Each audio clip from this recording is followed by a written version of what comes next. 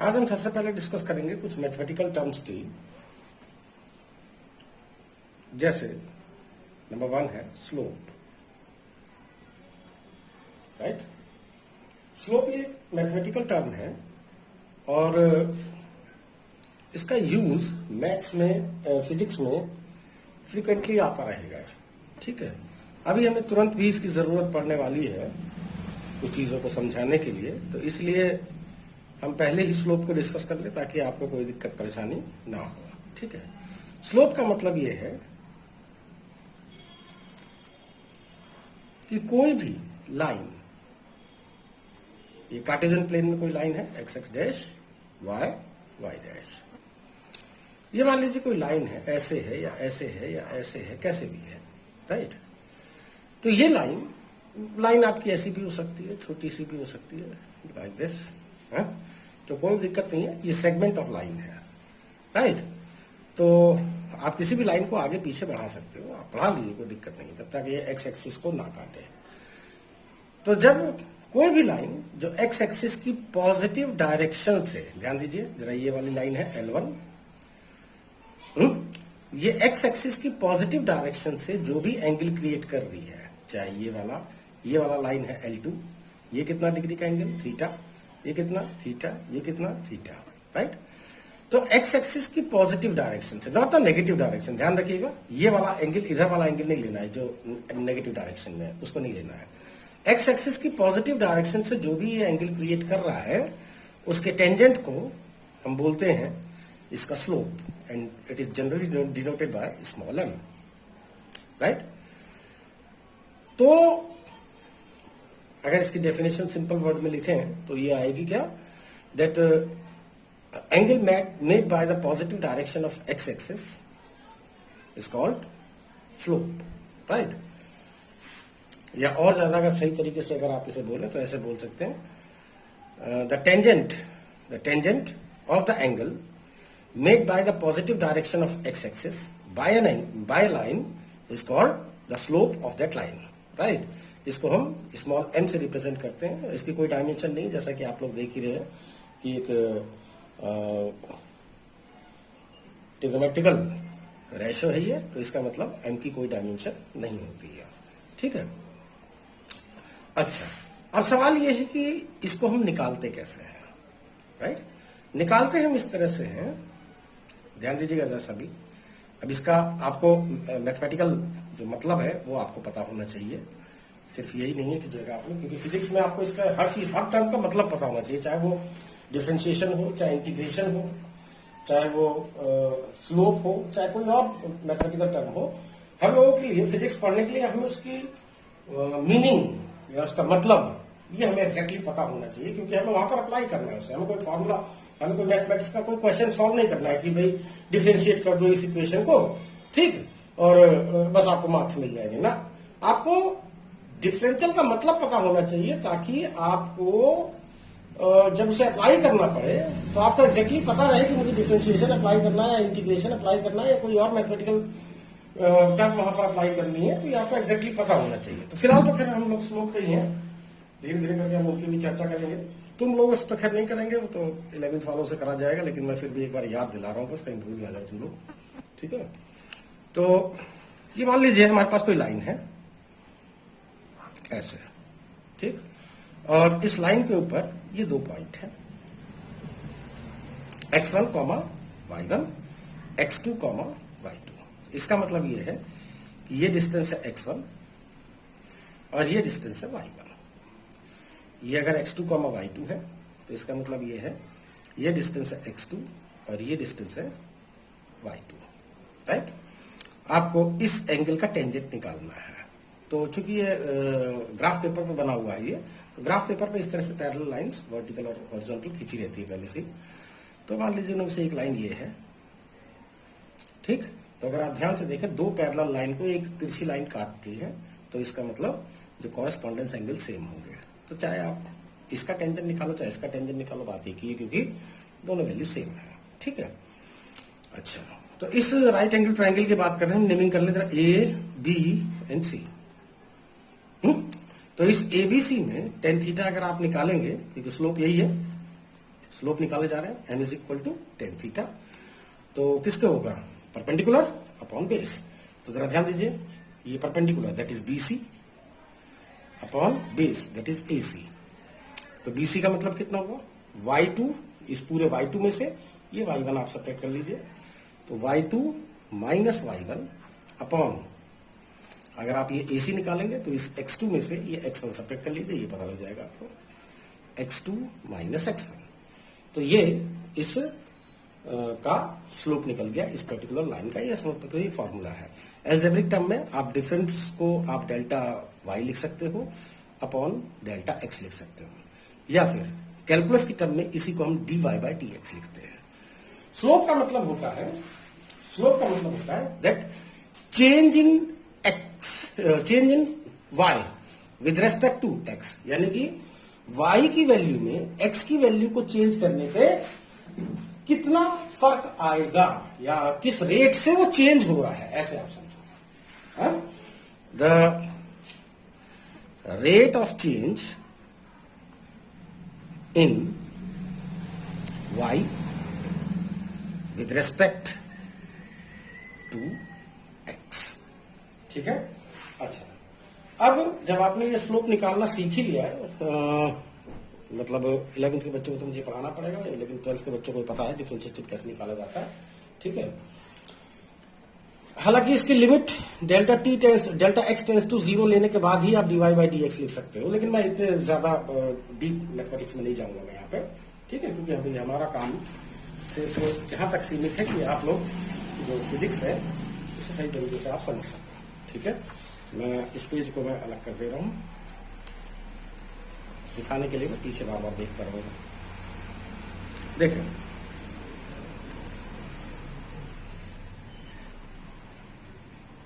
Slope ऐसा हो सकता है, स्लोप ऐसा भी हो सकता है, स्लोप ऐसा भी हो सकता है, यानी थीटा की वैल्यू लेस देन 90 है, थीटा की वैल्यू ग्रेटर देन 90 है, एक्स एक्सिस की पॉजिटिव डायरेक्शन से जो एंगल बन रहा है ये x dash y dash, x dash y dash, x dash y dash, ठीक है। या फिर थीटा की वैल्यू मान लीजिए एग्जैक्ट 0 डिग्री है, ठीक। तो बताइए इसका स्लोप कैसा आएगा, इसका स्लोप आएगा पॉजिटिव। देखें, if theta is less than 90 it means tan theta will be a positive quantity, right. तो अगर एक पॉजिटिव क्वांटिटी है तो इसका मतलब स्लोप भी कैसा है इसका, पॉजिटिव। अब अच्छा, इसमें क्या है, थीटा की value, if theta is greater than 90 then we have tan theta is equal to negative, यानी कि जो इसका स्लोप है वो नेगेटिव है। If theta is equal to 0 degree, जैसे इस वाले केस में, थर्ड केस में देखें, तो tan theta that is tan 0 degree की जो वैल्यू आएगी वो 0 ही आएगी, यानी कि इसका स्लोप कितना है, 0 है, ठीक है। अब इसका मतलब क्या है, तो इसका मतलब ये है कि जो पॉजिटिव स्लोप का मतलब ये है कि जरा ध्यान से देखिए, जब x की वैल्यू इतनी थी तो y इतना था, जब x की वैल्यू थोड़ी मैंने बढ़ा दी तो y और बढ़ गया, जब x की वैल्यू मैंने और बढ़ा दी तो y थोड़ा और बढ़ गया, x की वैल्यू और बढ़ा दी तो y और बढ़ गया, दिख रहा है ना। इसी तरह से इसका मतलब यह है कि अगर आप एक वैल्यू बढ़ाओगे तो दूसरी वैल्यू भी बढ़ जाएगी, राइट। तो स्लोप का मतलब जैसे आप जानते हो, स्लोप का मतलब क्या, tan थीटा यानी dy बाय dx, या फिर delta y over delta x, या फिर y2 minus y1 upon x2 minus x1। कई तरीके हैं निकालने के लिए, ठीक है, आप कई तरीकों से आप इसको निकाल सकते हो। अच्छा, तो इसका मतलब क्या है, इसका मतलब यह है x increases as, y increases as x increases. समझ में आ गई बात, यानी कि अगर x की वैल्यू बढ़ाओगे तो y की वैल्यू भी बढ़ जाएगी, अगर थीटा की वैल्यू लेस देन 90 है तो, या फिर आप कह सकते हो स्लोप अगर पॉजिटिव है तो, ठीक है। लेकिन अगर स्लोप नेगेटिव हो तो क्या होगा, ध्यान से देखिए जरा, जब x की वैल्यू इतनी थी तो y कितना था, इतना, जब आपने x की वैल्यू बढ़ा दी तो y की वैल्यू थोड़ी कम हो गई, x की वैल्यू और बढ़ा दोगे तो y की वैल्यू और कम हो जाएगी, राइट ना। यानी कि इसका मतलब ये है कि अगर एक वैल्यू अगर आप बढ़ाओगे तो दूसरी वैल्यू कम हो जाएगी। तो नेगेटिव स्लोप क्या रिप्रेजेंट करता है, y decreases as x increases. x की वैल्यू बढ़ाओगे तो y की वैल्यू घट जाएगी, और y की वैल्यू, और अगर x की वैल्यू घटाओगे तो y की वैल्यू बढ़ जाएगी, ठीक। अच्छा, तो नेगेटिव स्लोप का मतलब ये है। अगर स्लोप 0 है तो इसका क्या मतलब है, जरा ध्यान से देखना। जब x की वैल्यू इतनी है तो y इतना है। अब चूंकि x एक्सिस के पैरेलल है ये वाली लाइन, ध्यान से देखिए जरा, x एक्सिस के पैरेलल है। x की वैल्यू और बढ़ा दोगे तो y की वैल्यू वैसे कांस्टेंट, x की वैल्यू और बढ़ा दोगे y फिर कांस्टेंट, x की वैल्यू और बढ़ा दोगे y अभी भी कांस्टेंट। इसका मतलब क्या है कि आपकी x की वैल्यू बढ़ाने से y की वैल्यू पर कोई फर्क नहीं पड़ता है, यानी y is constant against x। तो x की वैल्यू आप चाहे घटाओ चाहे बढ़ाओ, y की वैल्यू पे कोई फर्क नहीं पड़ेगा। बात समझ में आ गई। अच्छा, अब यहां पर ध्यान दीजिए कि अब हम यहां पर जो टर्म यूज करेंगे x और y यूज नहीं करेंगे, हम यहां पर कोई फिजिकल क्वांटिटी रख देंगे। जैसे मान लीजिए मैंने यहां पे टाइम रख दिया, मान लीजिए मैंने यहां पे डिस्प्लेसमेंट रख दिया s। मान लो थोड़ी देर के लिए कि मैंने यहां पे x एक्सिस की जगह पे मैंने एक फिजिकल क्वांटिटी रिप्लेस कर दी, कौन सी, टाइम, और y मान लीजिए डिस्प्लेसमेंट में रिप्लेस कर दिया। तो बताइए स्लोप क्या रिप्रेजेंट कर रहा है इस कंडीशन में, dy by dx, that is ds over dt, ds over dt, right, या फिर delta y over delta x, that is delta s over delta t, या फिर s2 minus s1 upon t2 minus t1। Simply ये क्या है, change in displacement with respect to time, right ना। जैसे मैंने बताया कि स्लोप क्या रिप्रेजेंट करता है, change in one quantity with respect to another quantity. तो यहां पर क्या है, change in s with respect to time, change in displacement with respect to time, it is called velocity, right. तो अगर ये st कर्व होता तो इसका स्लोप क्या रिप्रेजेंट करता, वेलोसिटी को रिप्रेजेंट करता। किसको रिप्रेजेंट करता, वेलोसिटी को। अच्छा, अगर मान लीजिए ये टाइम है, ये मैंने मान लीजिए वेलोसिटी ले ली होती, तब क्या होता है, तब भी अब की बार स्लोप का तो हमेशा वही मतलब होता है, that change in one quantity with respect to another quantity. तो किस को डेल्टा dy बाय dx है ना, तो की बार क्या हो जाएगा, dv ओवर dt, या फिर delta v over delta x, या फिर v2 minus v1 upon t2 minus t1। वैसे ये है क्या, t है ये, वैसे ये है क्या, change in velocity with respect to time. मालूम है ना, इस टाइम पर इसका जो स्लोप है वो क्या रिप्रेजेंट कर रहा है, क्या रिप्रेजेंट कर रहा है, एक्सेलरेशन को रिप्रेजेंट कर रहा है। एक्सेलरेशन इज कॉल्ड, एक्सेलरेशन किस तरह से डिफाइन होगा, change in velocity with respect to time, ठीक है। तो इस तरह से आपके पास बहुत सारी चीजें आपके पास आती रहेंगी, जैसे जैसे ये x और y की वैल्यूज को आप चेंज करते रहोगे, मतलब जो इसकी वैल्यू, इसकी जगह पर जो भी फिजिकल क्वांटिटी आप रिप्लेस करते रहोगे, उसके हिसाब से इसकी डेफिनेशन आपकी अलग अलग, कहीं वेलोसिटी को रिप्रेजेंट कर रहा होगा, कहीं एक्सेलरेशन को, कहीं वर्क को, कहीं रेजिस्टेंस को, कहीं कैपेसिटेंस को, कहीं कुछ। समझ में आ गई ना बात। तो ये स्लोप आपके बहुत काम की चीज है, राइट ना। अच्छा, अब हम स्लोप निकालें कैसे, वैसे तो मैंने ये बता दिया तरीका, स्लोप निकालने का तरीका यही है, ठीक है। अब जरा स्लोप का इसी को ही मैं थोड़ा और एक्सटेंड कर दूं। देखिए,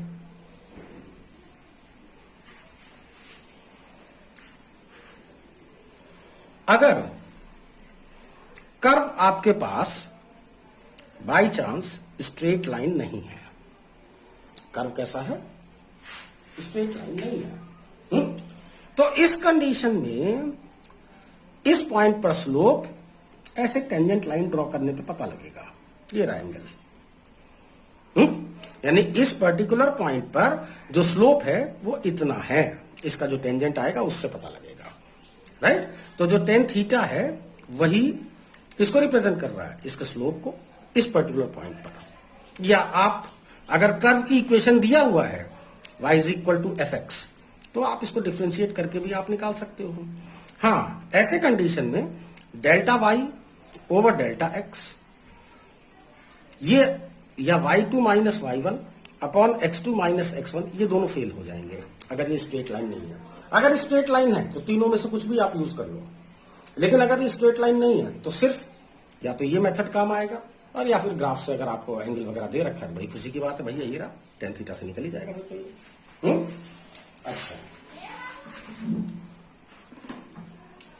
अगर कर्व अगर आपका स्ट्रेट लाइन है,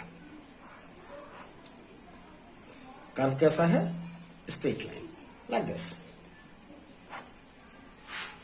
राइट?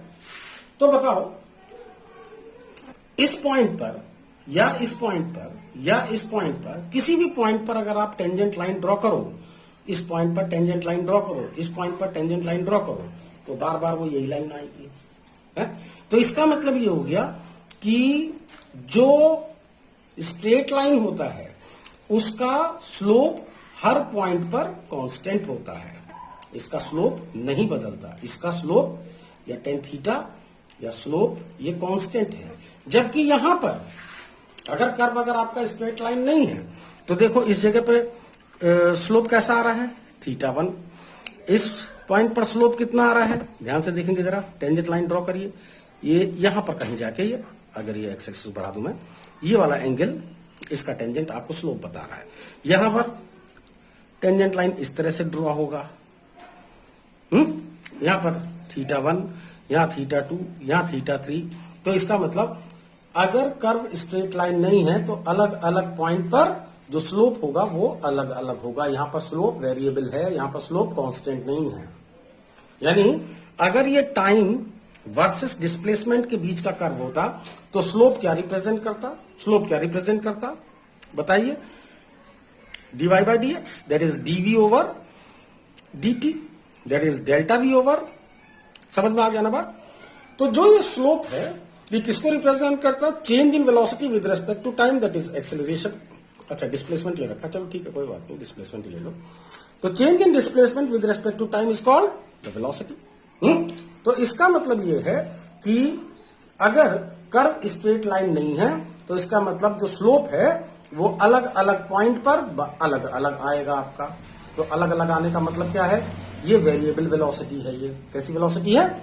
इसका जो स्लोप है वो वेरिएबल वेलोसिटी को रिप्रेजेंट कर रहा है। लेकिन अगर ये कर्व अगर स्ट्रेट लाइन होता तो उस केस में ds ओवर dt, हर पॉइंट पर जो स्लोप आएगा वो कांस्टेंट आएगा। इसका मतलब ds ओवर dt हर पॉइंट पर कांस्टेंट आएगा। इसका मतलब ds ओवर dt जो कि वेलोसिटी को रिप्रेजेंट कर रहा है वो क्या होता? हर पॉइंट पर कांस्टेंट होता। तो ये जो कर्व है ये कांस्टेंट वेलोसिटी को रिप्रेजेंट करता, जबकि ये वाला जो कर्व है वो एक वेरिएबल वेलोसिटी को रिप्रेजेंट करता। ठीक है, तो अगर आपकी इतनी सी बात समझ में आ गई है तो अब हम लोग आगे की चीजें डिस्कस कर सकते हैं। ठीक है, तो मैं नेक्स्ट पेज निकाल लूं और अब आप लोगों के लिए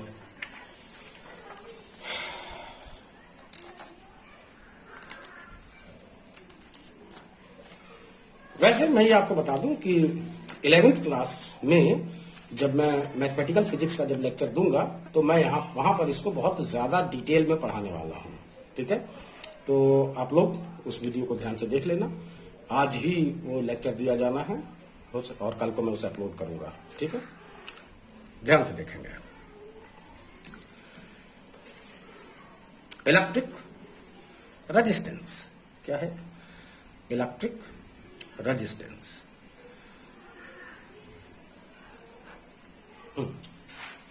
अब चलो एक छोटा सा पॉइंट और बता दूं। किसी भी लाइन की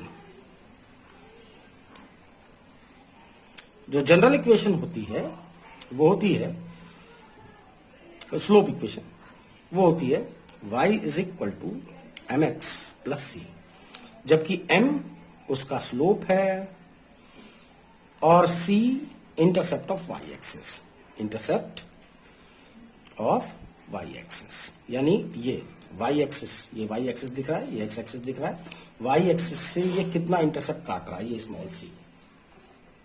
ठीक है, अच्छा, अगर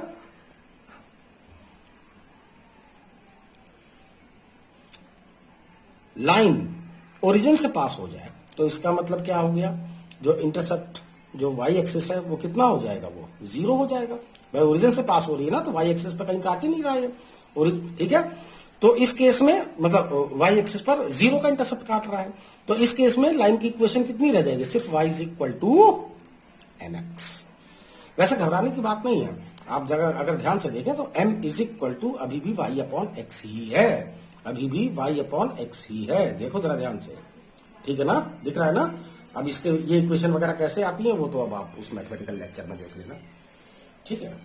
अच्छा, तो मैं इलेक्ट्रिक रेजिस्टेंस अब आप लोगों को पढ़ाने जा रहा हूं। अब इलेक्ट्रिक रेजिस्टेंस का मतलब क्या है, ये मान लीजिए मेरे पास एक वायर है, हालांकि मैं इसके पहले वाले लेक्चर में थोड़ा सा मैं इसके बारे में बता चुका हूं, लेकिन यहां पर हम जरा अच्छी तरीके से डिस्कस करेंगे, ठीक है, क्योंकि ये लेक्चर एक कॉमन लेक्चर है जो 10th के बच्चों को भी काम आ जाएगा आज का, तो इसलिए जरा हम जरा इसको सही तरीके से बता रहे हैं। देखो जरा, मान लीजिए ये मेरे पास कोई मटेरियल है, इस मटेरियल के अक्रॉस मैंने बैटरी से V voltage potential difference V apply किया, तो इसके बीच का जो पोटेंशियल डिफरेंस है वो कितना हो गया, V, और इसकी वजह से इस मटेरियल में मान लीजिए I करंट फ्लो हो रही है। तो जो इलेक्ट्रिक रेजिस्टेंस की जो डेफिनेशन है, इसके अंदर वोल्टेज कितना ड्रॉप हो रहा है डिवाइडेड बाय इसके अंदर करंट, इसका रेशो को हम बोलते हैं electric resistance denoted by capital R। ऐसा यूनिट आप लोग समझ गए हैं, वोल्ट पर एम्पियर, वोल्ट पर एम्पियर, या इसको ग्रीक अल्फाबेट ओमेगा से रिप्रेजेंट करते हैं और इसको बोलते हैं ओम। क्या बोलते हैं, ओम, OHM। अच्छा, अब सवाल यह है कि वोल्टेज और करंट का रेशो कांस्टेंट है या नहीं है। अगर ये वोल्टेज और करंट का रेशो कांस्टेंट है तो इस सर्किट को हम बोलेंगे ओमिक सर्किट। वैसे ओमिक सर्किट में या ओम वो सर्किट जो ओम्स लॉ को पूरी तरह से फॉलो कर रहा हो, यानी जैसे जैसे वोल्टेज बढ़े वैसे वैसे करंट भी बढ़े, उसी रेशो में बढ़े। वो इसलिए ताकि वोल्टेज और करंट का जो रेशो है वो हमेशा क्या है, वो कांस्टेंट आए, ठीक। तो ऐसे सर्किट को हम बोलते हैं ओमिक सर्किट। क्या बोलते हैं, ओमिक सर्किट, राइट। तो ओमिक सर्किट में अब आप मेरे ख्याल से समझ गए होंगे, मैं जरा इसकी बात करता हूं। ये क्या है, मान लीजिए मैं इसको वाई एक्सिस पे ले रहा हूं, मान लीजिए मैं इसको एक्स एक्सिस पे ले रहा हूं, तो ये कोई कांस्टेंट है, मैं इस कांस्टेंट को स्मॉल m लिख सकता हूं। तो इसकी इक्वेशन क्या है, y is equal to mx। क्या है इसकी equation, y is equal to mx, right. तो y is equal to mx का कर्व कैसा आएगा, y is equal to mx का जो कर्व आएगा वो आएगा, देखो y एक्सिस पे मैं क्या ले रहा हूं, पोटेंशियल डिफरेंस, x एक्सिस पे क्या ले रहा हूं, इलेक्ट्रिक करंट। जैसा कि मैंने बताया कि इतनी सारी जो फिजिक्स मैथमेटिक्स जो आपको पढ़ाई है वो x और y की टर्म में नहीं, वो x और y की टर्म में तो बस केवल फॉर्मूला बता दिया है आपको। बाकी जब आप फिजिक्स पढ़ोगे तो x और y की जगह पर जो भी आपके वेरिएबल्स है, फिजिकल वेरिएबल्स, वो आप वहां पर पुट करिए, उसके हिसाब से जो भी रिजल्ट आएगा वो आप उसको मेंशन करिएगा कि ये चीजें दी है। अच्छा, तो वोल्टेज और करंट के रेशो को हम क्या बोलते हैं, इलेक्ट्रिक रेजिस्टेंस। ये कर्व कैसा आ रहा है, y is equal to mx का कर्व आ रहा है, यानी कि एक स्ट्रेट लाइन आ रही है। तो इसका जो स्लोप आपको दिखाई दे रहा है m, ये जो स्लोप आपको है एक्स एक्सिस की पॉजिटिव डायरेक्शन से जो एंगल बन रहा है ना, इसके टेंजेंट को क्या बोलते हैं, हम स्लोप बोलते हैं। तो इसका जो टेंजेंट है टेन थीटा, या फिर delta v upon delta i, ये क्या है, ये इलेक्ट्रिक रेजिस्टेंस है। अब चूंकि ये कर्व कैसा है, स्ट्रेट लाइन है, तो इसका मतलब इसके हर पॉइंट पर जो स्लोप आएगा वो कैसा आएगा, वो बार बार वो यही लाइन आएगी, तो उसका स्लोप तो बार बार यही आना है।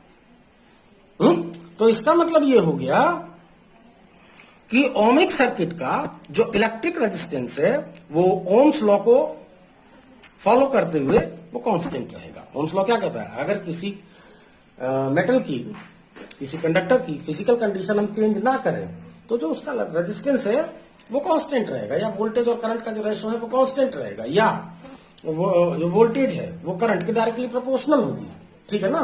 तो सभी कंडीशन यही बात बता रही हैं कि इलेक्ट्रिक रेजिस्टेंस क्या रहेगा, कांस्टेंट रहेगा। यानी जितने भी ओमिक सर्किट होंगे वो सबके सब का जो कर्व आएगा वो एक स्ट्रेट लाइन ही आएगा, क्योंकि अगर स्ट्रेट लाइन नहीं आएगा तो इसका स्लोप कांस्टेंट नहीं आएगा, और स्लोप ही इसका क्या रिप्रेजेंट कर रहा है, रेजिस्टेंस को रिप्रेजेंट कर रहा है। हाँ, मैं यहां पर एक बात और बता दूं, कभी कभी एग्जामिनर ऐसा भी कर सकते हैं कि V is equal to I R है ना, हो सकता है कि इसको एक्स एक्सिस पे ले लें, इसको वाई एक्सिस पे ले लें, तो क्या होगा, तो जरा ध्यान दो, मैं इस इक्वेशन को दोबारा लिख रहा हूं, I is equal to 1/r into V, तो ये हो गया वाई एक्सिस, ये हो गया एक्स एक्सिस पे, तो अब की बार स्लोप क्या है, 1 रेजिस्टेंस, क्या है, 1 रेजिस्टेंस, राइट। तो अगर रेजिस्टेंस को, अगर मान ली रेजिस्टेंस 5 ओम है तो 1/5 ओम भी तो कांस्टेंट ही होगा, एक ही बात तो है, चाहे 5 कांस्टेंट हो चाहे 1/5 एक ही बात है, तो कांस्टेंट तो रहेगा ही ना वो, ठीक है। तो अगर मैं वाई एक्सिस पे क्या ले लूं, करंट ले लूं, और वोल्टेज किस पर ले लूं, और कर्व तो स्ट्रेट लाइन आना ही आना है अगर वो ओमिक सर्किट है तो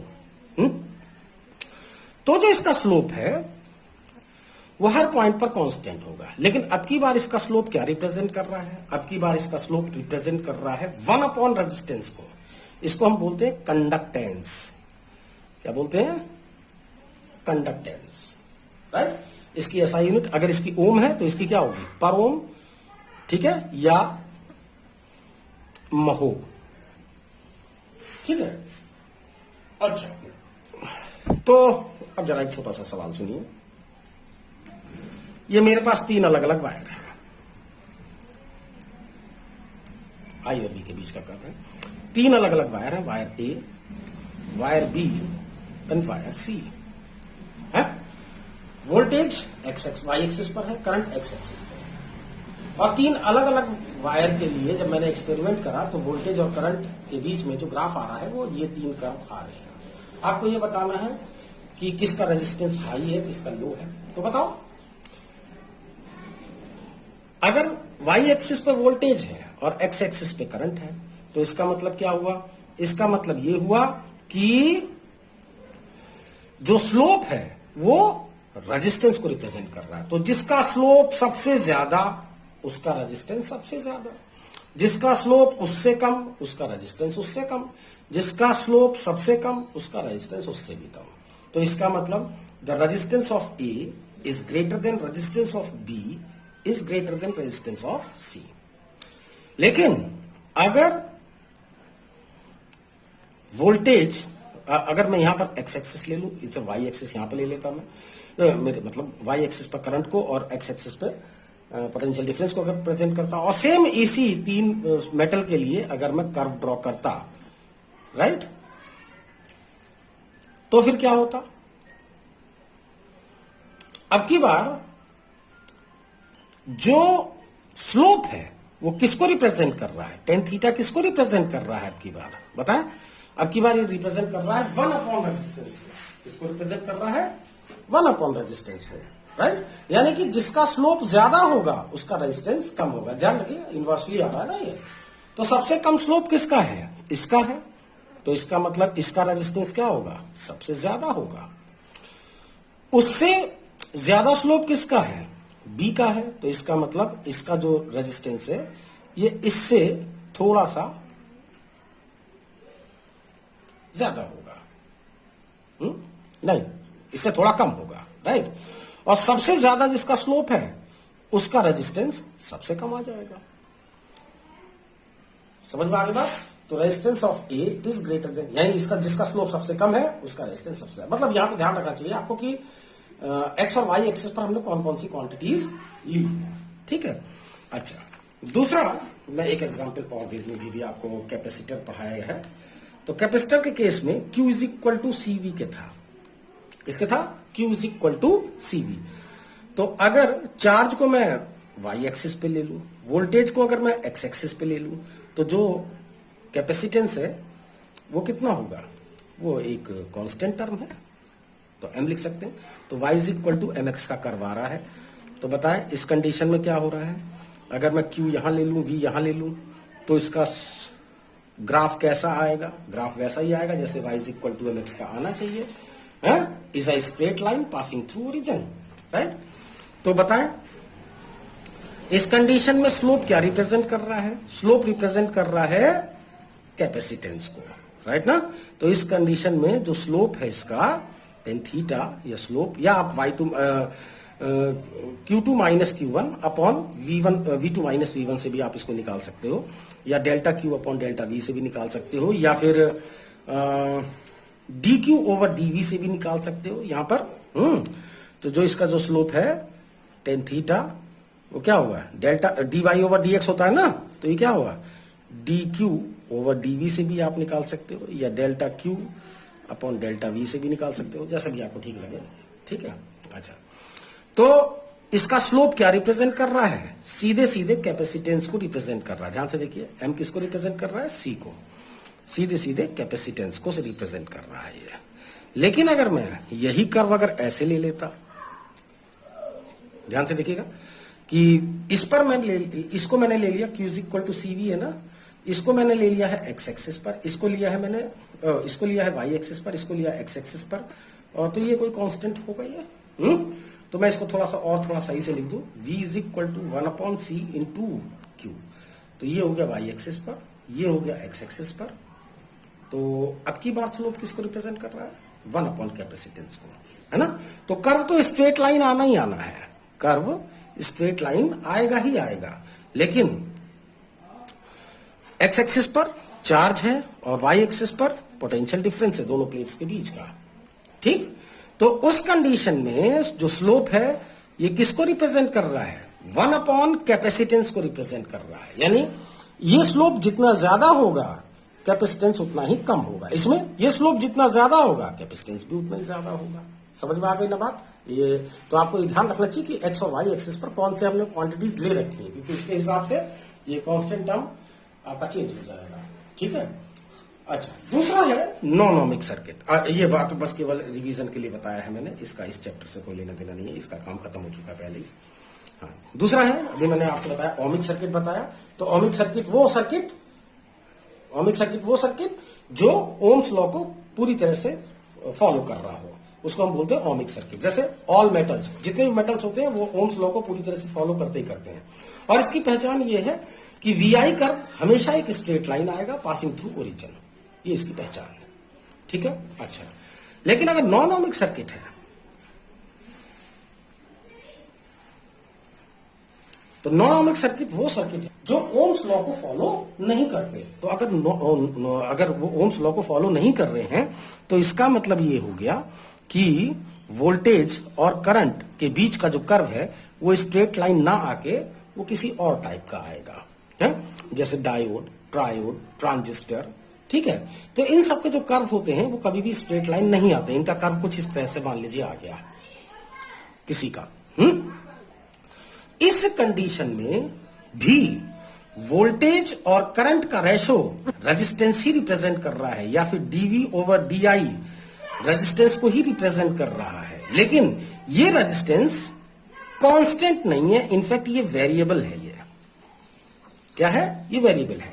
इसके अलग अलग पॉइंट पर, जैसे इस पॉइंट पर स्लोप ऐसा आएगा, इस पॉइंट पर स्लोप ऐसा आएगा, इस पॉइंट पर स्लोप ऐसा आएगा, and so on and so on and so on. और अलग अलग जगह पर स्लोप क्या है, ये अलग अलग है। तो इसका मतलब ये है कि ये वेरिएबल रेजिस्टेंस को रिप्रेजेंट कर रहा है। यहां पर ये बात ध्यान रखनी कि डेफिनेशन वोल्टेज और करंट का जो डेफिनेशन है वो रहेगा हमेशा रेजिस्टेंस ही। लेकिन अगर ओमिक सर्किट है तो ये रेजिस्टेंस कांस्टेंट है, नॉन ओमिक सर्किट है तो ये वेरिएबल रेजिस्टेंस है। बात समझ में आ गई। तो इसको हम बोलते हैं, इस वेरिएबल रेजिस्टेंस को फिजिक्स में आमतौर पर डायनामिक रेजिस्टेंस बोलते हैं। क्या बोलते हैं, डायनामिक रेजिस्टेंस, ठीक है। और निकालने के लिए आप लोग आमतौर पर डेल्टा वी ओवर डेल्टा आई निकालते हो। तो जैसे मान लीजिए ये मेरे पास किसी चीज का कर्व है, तो इस दो पॉइंट के लिए रेजिस्टेंस किस तरह से वेरी कर रहा है, ये वोल्टेज है, ये करंट है। तो बताइए, ये आपका इस तरह से पैरेलल लाइन ड्रॉ रहती है पहले से ही, आपको कुछ करना नहीं है इसमें, ठीक। तो ये हो गया point I1, V1, I2, V2, ठीक। तो डेल्टा वी ओवर डेल्टा आई का मतलब क्या हुआ, V2 minus V1 upon I2 minus I1, right. और ये इन 2 पॉइंट के लिए कुछ और आएगा, इन 2 पॉइंट के लिए कुछ और आएगा, इन 2 पॉइंट के लिए कुछ और आएगा, इन 2 पॉइंट के लिए कुछ और आएगा, इन 2 पॉइंट के लिए कुछ और आएगा। ये बार बार अलग अलग आएंगे, इसलिए डायनेमिक है, चल रहा है, मोशन में है एक तरह से, ठीक है। तो इसलिए ये क्या है, ये नॉनोमिक सर्किट है।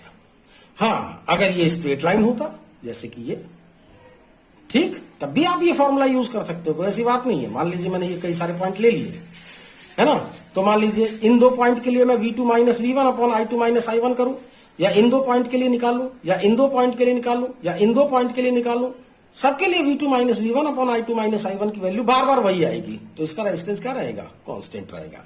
स्ट्रेट लाइन का रेजिस्टेंस कांस्टेंट, और नॉन स्ट्रेट लाइन का जो रेजिस्टेंस है वो डायनामिक। बस इतना ध्यान रखिए आप, ठीक है। अच्छा, अब पेज खत्म हो गया ये।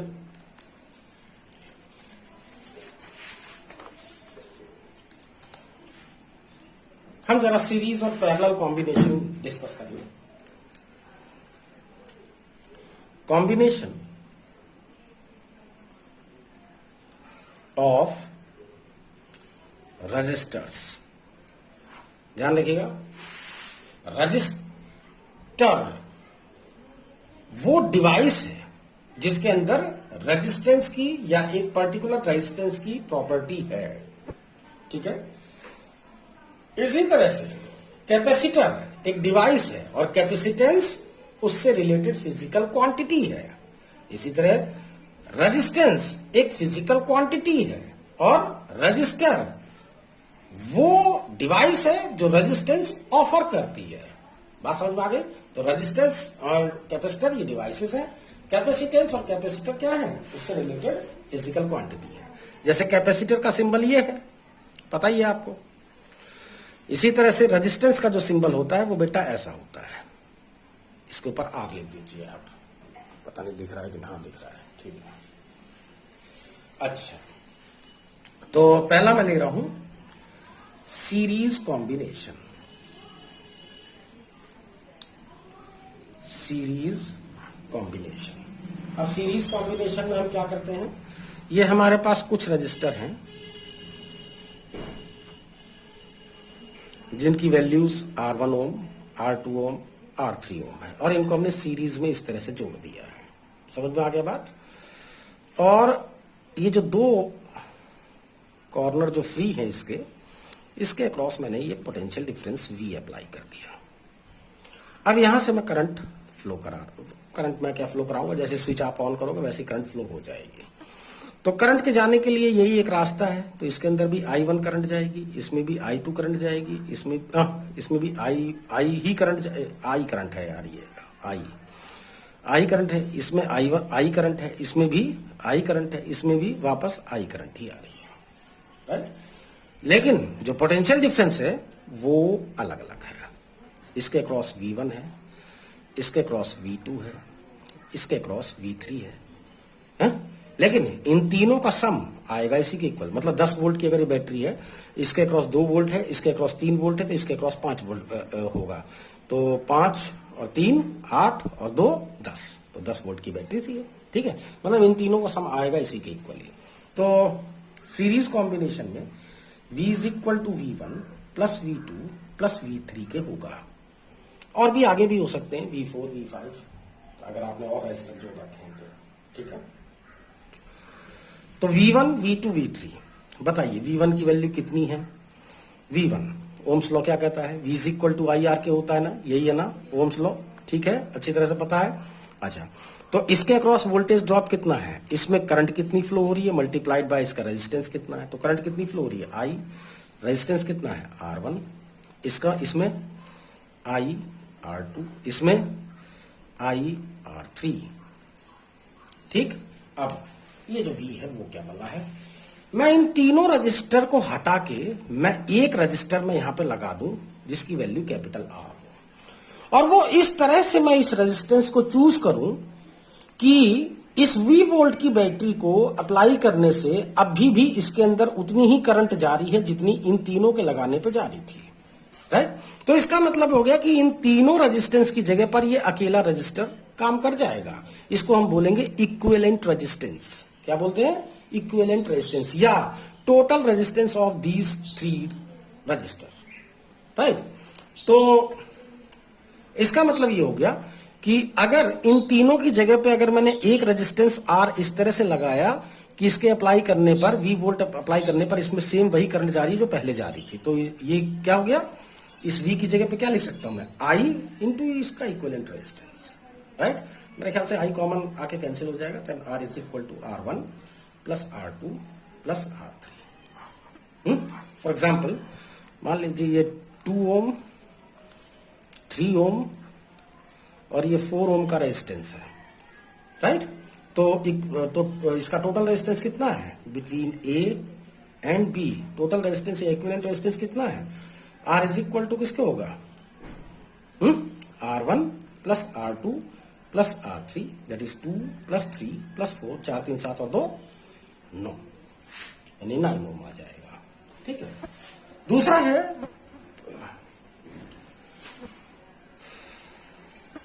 Number 2, parallel combination.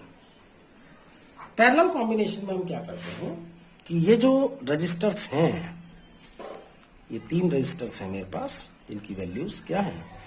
R1, R2, R3 हैं। इनके एक टर्मिनल को एक पॉइंट पर कॉमन कर लो, दूसरे टर्मिनल को दूसरे पॉइंट पर कॉमन कर लो और यहां से सप्लाई दे दो आप। तो ऐसा जो कॉम्बिनेशन होगा, ठीक है, ध्यान रखिएगा। अब यहां से जो वोल्टेज जब आपने अप्लाई किया तो यहां से करंट निकली, आई करंट, लेकिन जब वो यहां पर पहुंचेगी तो इसको 3 रास्ते मिलेंगे, I1 इधर, I2 इधर और I3। कुछ करंट इधर चली गई, कुछ करंट इधर चली गई, कुछ करंट इधर चली गई। जब लौट के आएगा तो I1 plus I2 plus I3, और जब यहां पर पहुंचेगा, इस जंक्शन के आगे जब पहुंचेगा तो ये तीनों मिलके I1 plus I2 plus I3 मिलके वापस यहाँ पे आएंगे। ऑब्वियस सी बात है, अगर इसने 2 एम्पीयर की करंट दी थी तो वापस 2 ही एम्पीयर करंट वापस लेगा, ना तो कम लेगा ना ज्यादा लेगा। इसका मतलब इन तीनों का सम इसी के इक्वल आ जाएगा। तो पैरेलल कॉम्बिनेशन में क्या होता है? हाँ, अब आइए पोटेंशियल डिफरेंस पे। पोटेंशियल डिफरेंस की जो डेफिनेशन है वही आप जानते ही हो कि work done in bringing, in moving या in forcing the charge, unit charge from one point to another point, right. तो यहां पर चाहे ये वाला चार्ज गया हो, चाहे ये चार्ज गया हो, चाहे ये चार्ज गया हो, हर चार्ज को इस पॉइंट से इस पॉइंट तक ही आना है, इस पॉइंट से इस पॉइंट तक ही आना है, इस पॉइंट से इस पॉइंट तक ही आना है, ए से बी तक ही जाना है। तो इसका मतलब सभी के लिए वर्क डन सेम होगा। तो जब वर्क डन सेम होगा तो इसका मतलब पोटेंशियल डिफरेंस भी सेम है। तो पोटेंशियल डिफरेंस कितना होगा? जितना आपने अप्लाई कर रखा है उतना पोटेंशियल डिफरेंस तीनों पे लगा हुआ है, V एंड V। तो सीरीज कॉम्बिनेशन में करंट सब में सेम रहती है, जबकि पोटेंशियल डिफरेंस सब पे अलग अलग होता है। हालांकि पोटेंशियल डिफरेंस का सम नेट पोटेंशियल या सप्लाइड पोटेंशियल या सप्लाइड वोल्टेज के इक्वल आ जाएगा। जबकि पैरेलल कॉम्बिनेशन में जो करंट है वो अलग अलग होती है और पोटेंशियल डिफरेंस सेम होता है, उल्टा है इसका, राइट। तो यहां पर जो I इज इक्वल टू किसके? I1 plus I2 plus I3। तो I1 कितना है बताइए, इसमें करंट कितनी गई? ये ओम्स लॉ अप्लाई करो, I इज इक्वल टू किसके होगा? I इज इक्वल टू किसके होगा? V अपॉन R, है ना। तो इसमें पोटेंशियल ड्रॉप कितना है? V। रेजिस्टेंस कितना है? R1 plus V upon R2 plus V upon R3, यही आएगा ना। अब रही बात इस I की। अब एक काम करो, इन 2 पॉइंट A और B के बीच में केवल इन तीनों को हटा के एक रजिस्टर अप्लाई करो, जिसकी वैल्यू इस तरह से आपको सिलेक्ट करनी है कि इस बैटरी को अप्लाई करने पर, इस V वोल्ट की बैटरी को अप्लाई करने पर सेम वही करंट अभी भी सप्लाई हो रही हो जो पहले जा रही थी। तो इसका मतलब इन तीनों की जगह पे वो अकेला काम कर जाएगा। तो इसको क्या बोलेंगे हम? इसको बोलेंगे हम total resistance of that circuit या equivalent resistance of the circuit. तो अगर वो कैपिटल R है then I can be written as V upon R। तो V से V सब कैंसिल हो रहे हैं कॉमन आके। तो ये रिजल्ट आ जाएगा 1/r is equal to 1/r1 plus 1/r2 plus 1/r3। बात समझ में आ गई? ठीक है। अच्छा, अब चलो यही मैं बता देता हूं, जगह ही नहीं है। फॉर n आइडेंटिकल रजिस्टर्स या resistance in parallel combination, right. अच्छा, अगर मेरे पास n आइडेंटिकल रेजिस्टेंस है, इसका भी रेजिस्टेंस r डैश, इसका भी रेजिस्टेंस r डैश, इसका भी resistance r dash and so on, ऐसे ऐसे मेरे पास n रजिस्टर्स हैं। इन सबको मैंने ज्वाइंट करके एक पॉइंट पर ज्वाइंट करके मैंने ये बैटरी लगा दी होती है 20 वोल्ट की, जो भी होता। तो बताइए इस सर्किट का इक्विवेलेंट रेजिस्टेंस कितना आएगा? अभी भी मैंने आप लोगों के लिए प्रूफ किया जब 1/r इज इक्वल टू 1/, है ना। तो 1/r is equal to 1/r dash plus 1/r dash plus 1/r dash, सारे आइडेंटिकल हैं and so on up to n, ऐसे से n रेजिस्टेंस आप जोड़ रखे हैं। तो 1/r इज इक्वल टू, अब एक बात बताओ, 5 plus 5 plus 5 plus 5 plus 5 plus 5, अगर 5 को 6 बार जोड़ना है तो इसका मतलब क्या है? 5 को 6 से डायरेक्ट मल्टीप्लाई कर लो ना।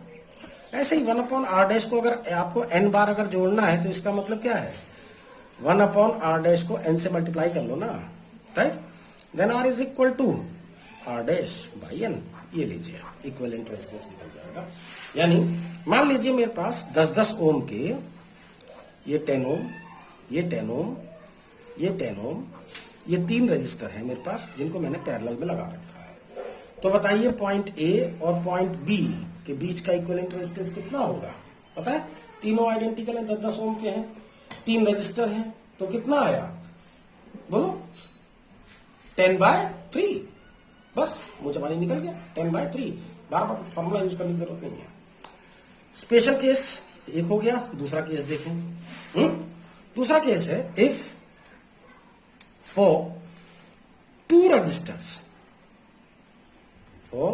रजिस्टर्स, अगर केवल 2 रजिस्टर अगर आपके पास हैं तो आप क्या करो,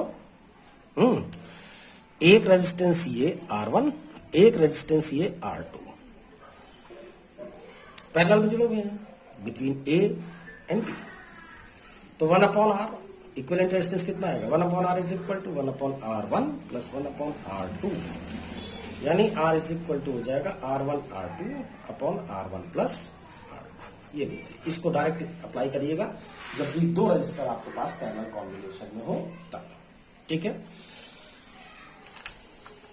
इसके बाद